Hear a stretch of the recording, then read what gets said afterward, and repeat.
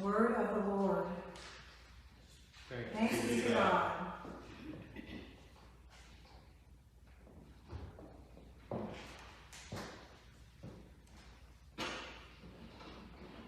Well, if you're standing, please join me as we say, "Let the words of my mouth and echoes of my heart be acceptable to you, O Lord, my Redeemer." Please be seated.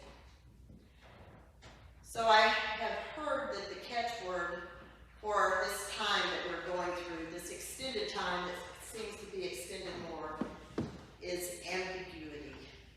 And I will confess that in these readings from today, I saw a fair amount of ambiguity, and so I didn't know exactly where to start.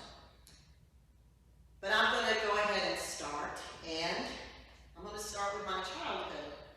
Because, as some of you know, I spent my early years in the Texas Panhandle. Besides ranching, two crops dominate the economy: wheat and cotton.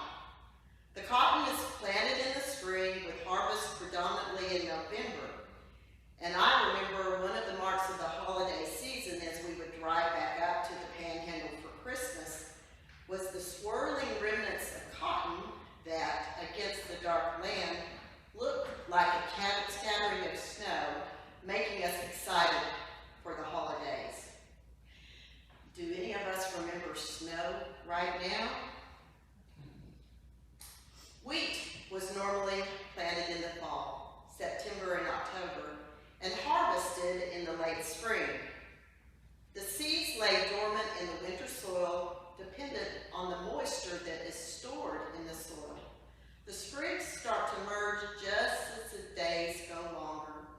A late winter freeze is not damaging as long as it does not penetrate to the very bottom of the roots, and the depth of the roots go up all the way to 6 inches.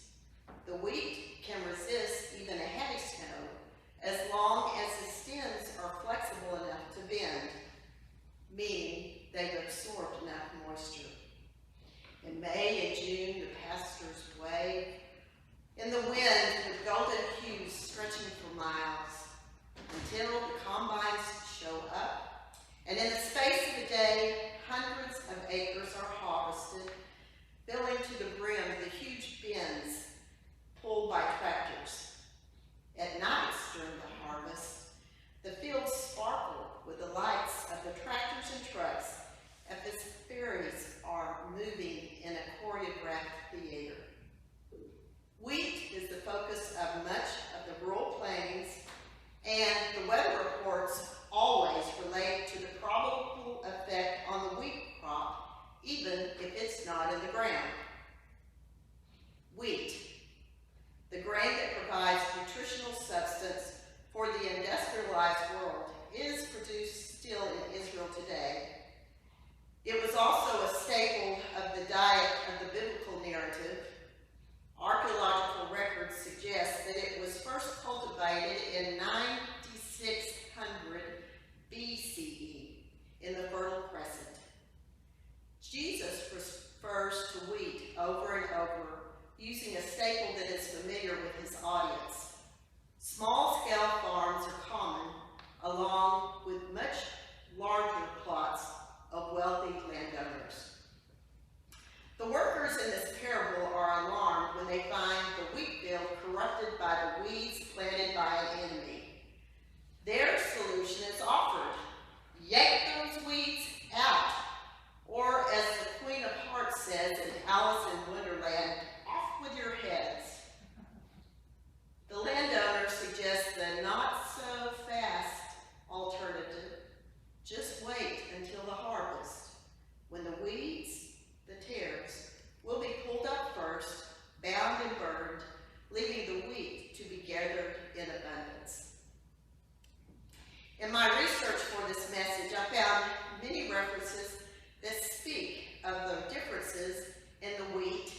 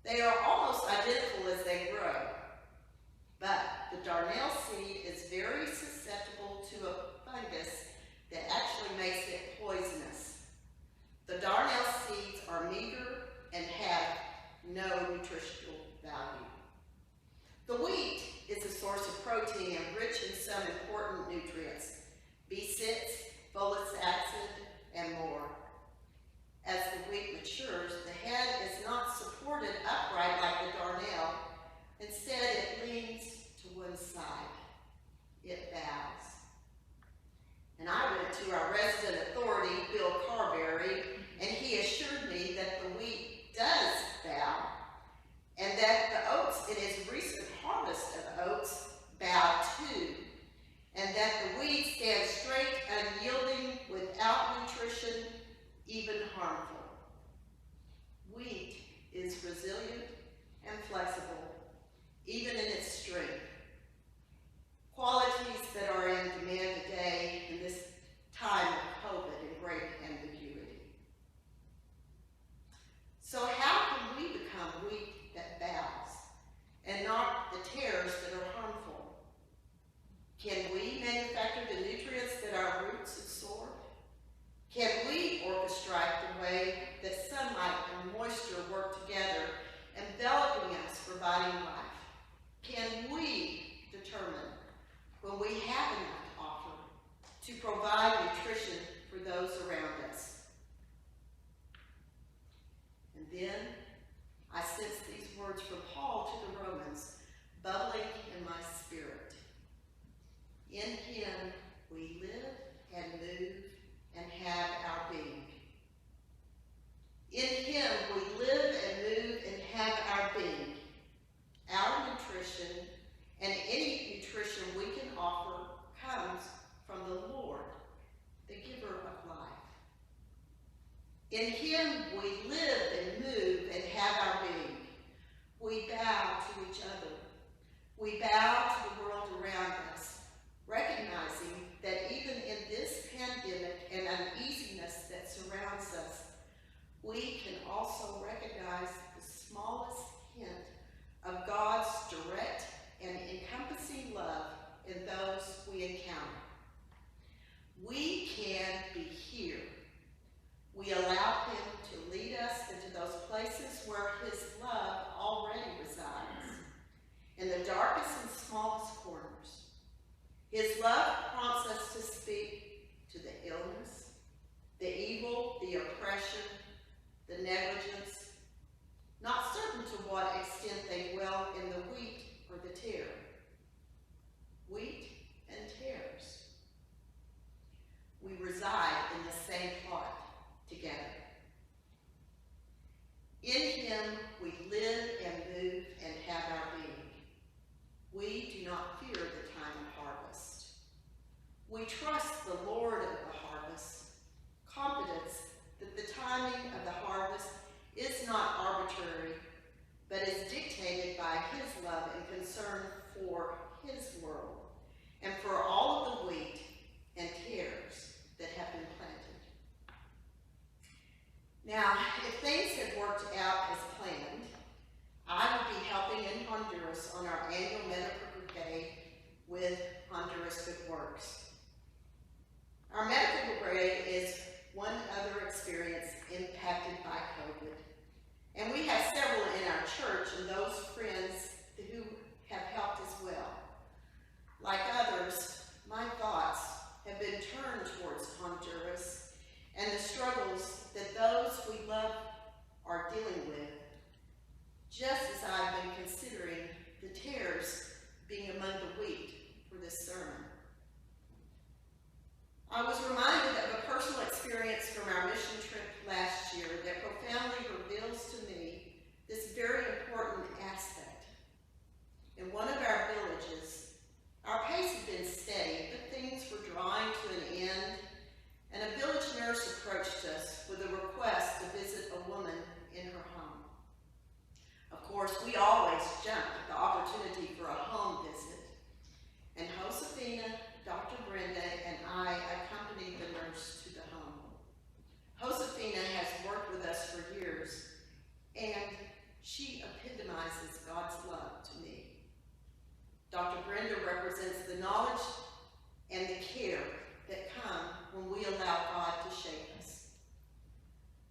We have been informed that the patient had been sent home from the hospital in Tegucigalpa with a response that there is nothing more that can be done for her in the hospital.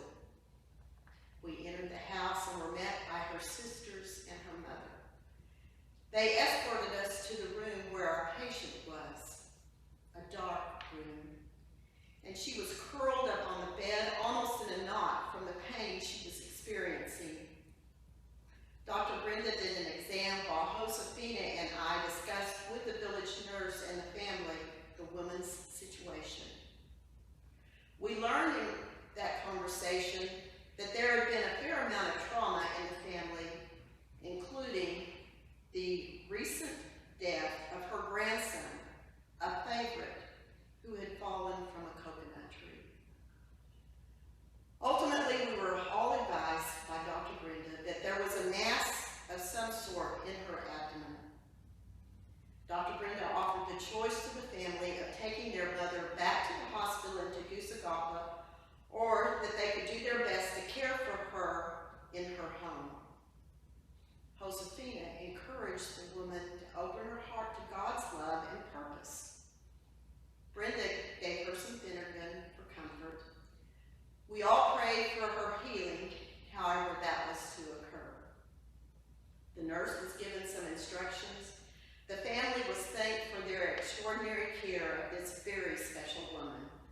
and we shared prayer, hugs, and tears as we left and made our way back to the clinic.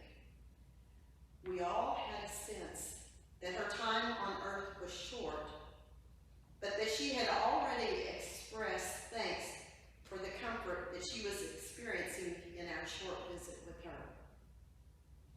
The next day, we were told that she was still resting comfortably, and early in the morning after that, the nurse made a special trip to tell us that she had passed just hours earlier. This had an impact on the four of us who had visited with her and on our whole team. We cried together, and we were told that her passing, but our spirits were certain that her passing was a gift to her and her family, and that she has a place in God's heart. We did not realize the impact it had on the larger village until the night of our combined Eucharist.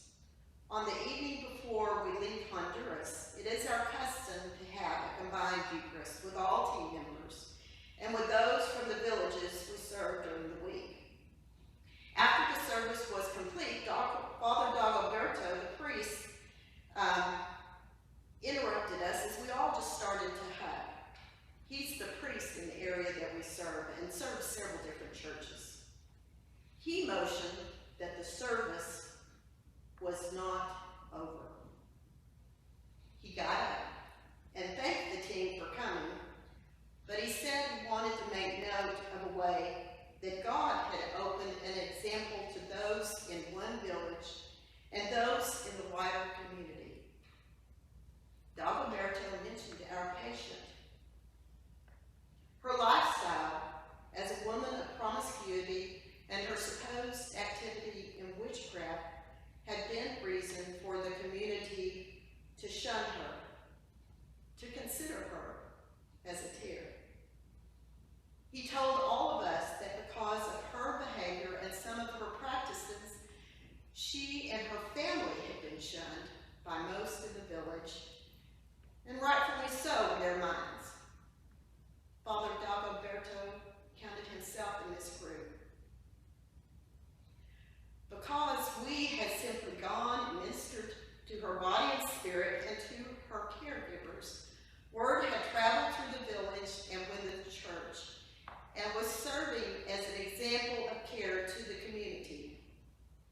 It had known that her passing was a flow from her bed and the care of her family, and to the family that includes all of the saints and us. All we did was simply go and serve. God, unbeknownst to us, was bringing family back into relationship with their community and showing us all what it means to just care and do. The person who seemed to be tears in the community was the target of God's heart, and he illustrated his love in this woman's life.